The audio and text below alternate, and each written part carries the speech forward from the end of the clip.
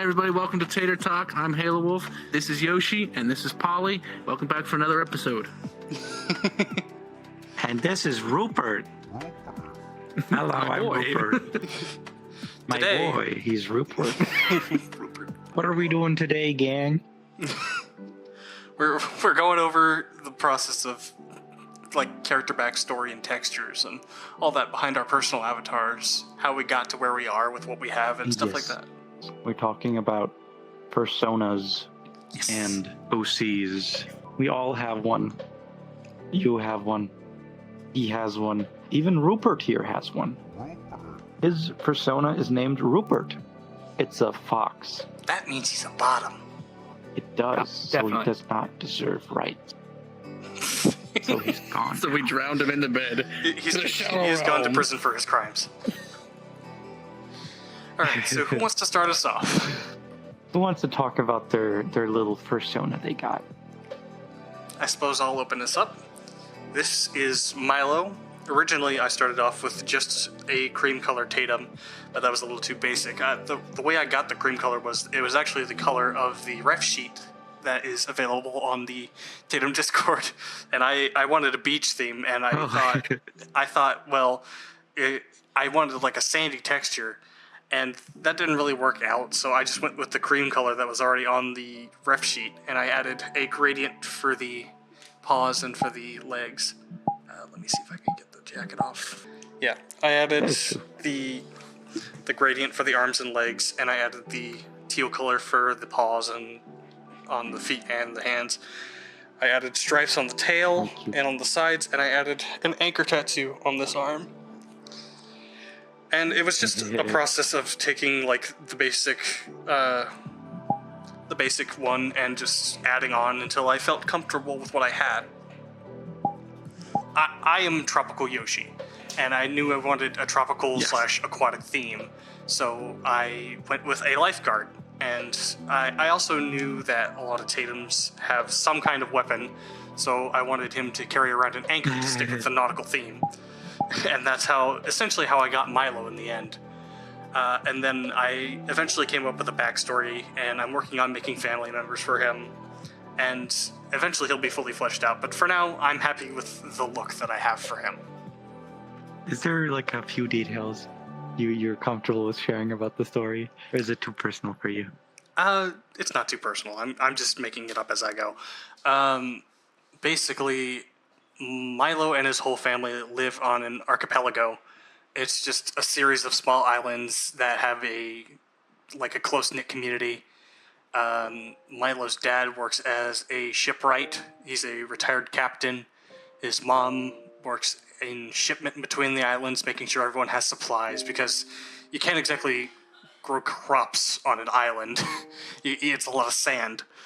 And his sister works on an oil rig, and Milo himself is obviously a lifeguard for the main island where everyone actually visits and the tourist money comes in.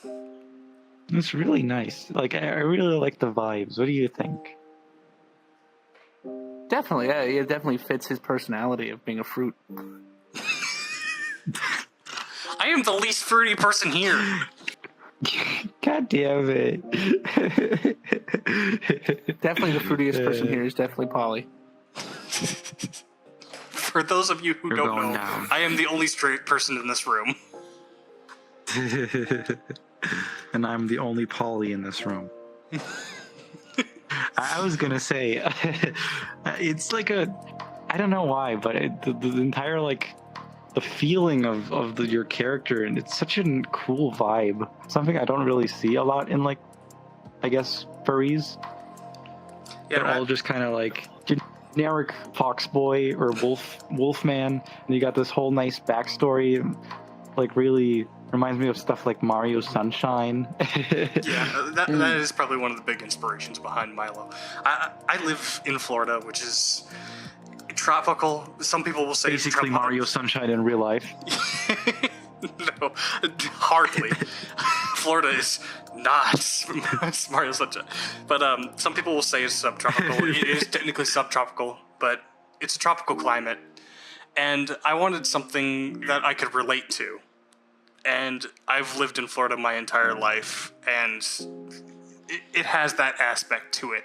I don't go to the beach every day, and I'm not super tan, but I've seen the ocean, and that's something that not a lot of people in the USA can say.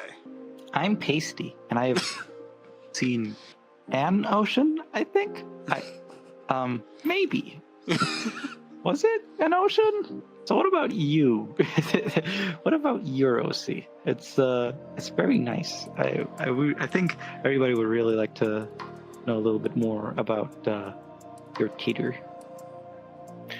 So originally, I like when I first joined the furry fandom, I bounced around OCs and personas for so long. For many years, I was like, I just want to come up with a persona. It was pretty basic. It was like just a wolf fox hybrid thing, you know. I was like, whatever, you know, this is cool. And then He's a bottom. I had Yoshi, be quiet. I'm just trying to record an episode, be serious here. So I recently adopted, well, not really adopted, like kind of adopted a dog. Her name was Callie, and she was my best friend and like my go-to like pet for everything. Like we would stay up all night just playing Fallout 4 or something like that. It was like, you know, after she passed, it was like she still means a lot to me. So I was like, you know what, I'm gonna have a persona commissioned after her, and she's like an Australian German Shepherd Catalua mix. And so the hoodie wasn't like my addition; it was like a friend of mine who commissioned this avatar for free because we were good friends, and we still are. And so I sent him a picture of. I sent him my reference sheet, and like all the spots that you see on this avatar, even down to the tail, are the exact same spots and locations that she had on her. Because when I originally got the reference sheet done, I sent the artist like pictures of Callie, and like I had all kinds of pictures of this dog, and they were like, all right, and then he slammed it onto an avatar, and here we are. And I don't have exactly a backstory like yours, because mine's just more sentimental than anything else. Yeah, avatars don't I think it's really have a sweet. backstory. I mean, I feel like that's backstory enough. I mean, you just kind of immortalized somebody, an animal that really meant a lot to you, and I think that's very sweet, and I think that's very nice. And you always kind of carry that dog with you now. And speaking of Callie, like when they made this avatar, they added a tinier version of Callie, which is right here. Small. And it honestly, it means the world to me, because like I said, Callie was my best friend. So every day I just get to hug a smaller version of Callie.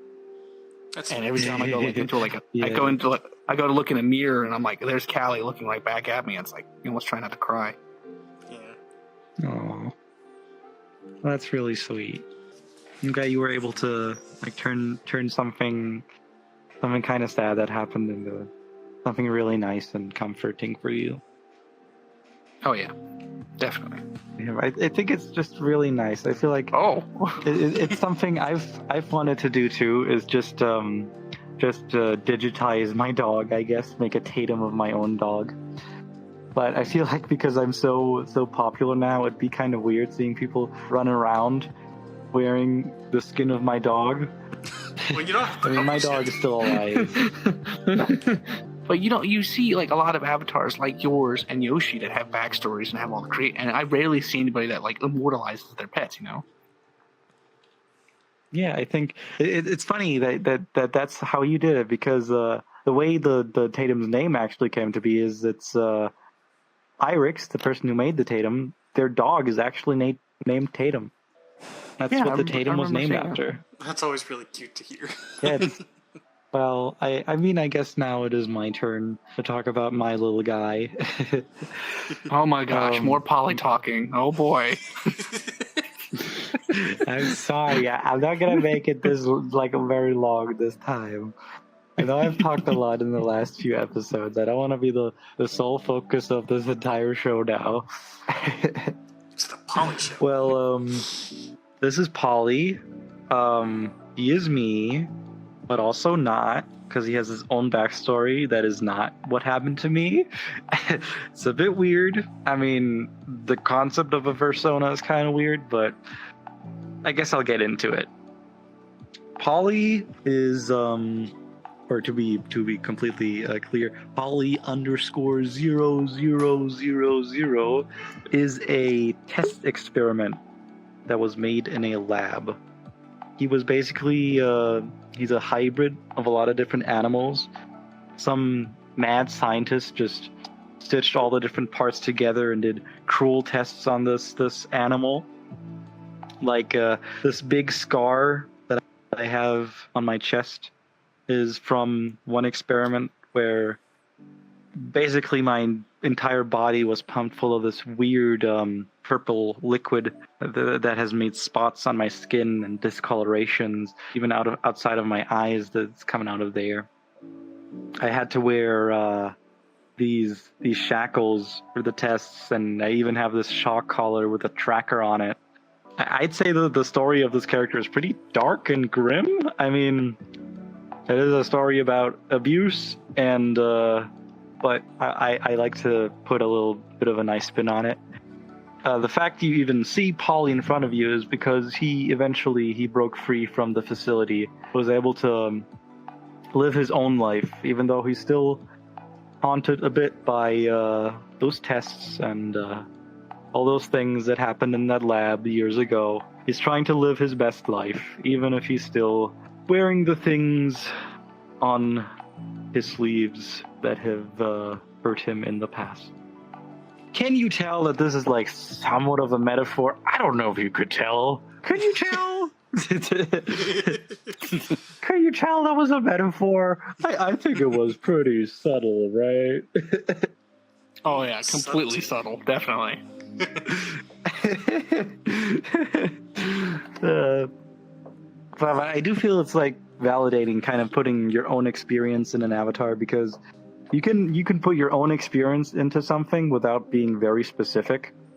Like with this avatar, you can get what it's trying to say without me actually having to tell you my entire life's backstory and all the things that have happened. You just kind of get the point. Even if it's a little over the top, I wasn't actually ever kept in a lab. It's just, yeah, it's just a nice thing, and it gives you kind of the feeling that your feelings are valid. That it's completely fine that you feel the way you do feel, and that the things that you went through also kind of made you who you are today. And believe it or not, I'm not actually a lifeguard. You're not? No. Well, who's guarding my life then? I'm scared now. And Halo is also not Are you guarding my life? His old dog. Yes, definitely. What about you? Rupert. Are you saying you're not even real and you're just a plush? I think in this episode, Polly slowly loses his mind. That's what happens when you record 3 I episodes in a slowly row. lose my grip on sanity. That's a fun fact for you. We recorded the last 3 episodes, or I don't know if they're going to be the last 3. You might like spread these out over a longer time, but yeah, these were all made in one day because our schedule isn't great. I'm a German. This guy is an American. Guy is also an American. So there's a bit of a difference in time zones. Yeah, we were able to make it work and produce some nice episodes for you. Thank you, everybody, so much for watching. That was the Avatar episode. Yeah, we just talking about our OCs.